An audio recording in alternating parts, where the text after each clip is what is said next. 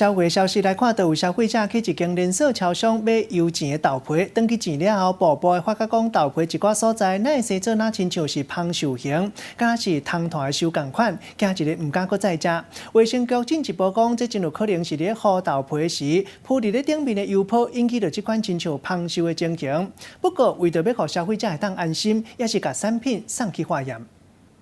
倒油煎豆皮，原本健康的皮一时啊就变甲变一变。毋过，伫咧高雄一个查某人对超级市场买，转去厝食到一半，才发现竟然出现那芳香的外皮，很恐怖，很像昆虫的什么东西那个样子。这一块我就没有吃，我就把它捡起来看。消费者感觉亲像糖的收，嘛亲像8条炼制了的面包，但是毋管是剩啥物，伊拢已经惊到毋敢搁食落去。大部分的人都叫我不要吃了，还有些人说很恶心。来看包装顶悬并无过期，实际行去超级市场内底，煎豆皮货架顶甲边仔新鲜的产品，拢看袂出来有啥物问题。要先看能不能做退换，因为我不确定那是不是有问题的。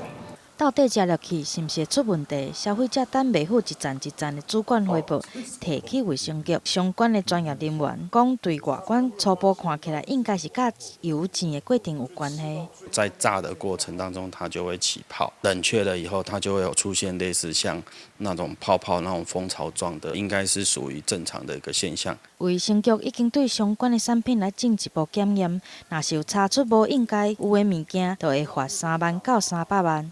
虽然消费者食同一包产品，目前无出现健康的问题，只是过来看到这块豆皮，也是感觉真惊。记者综合报道。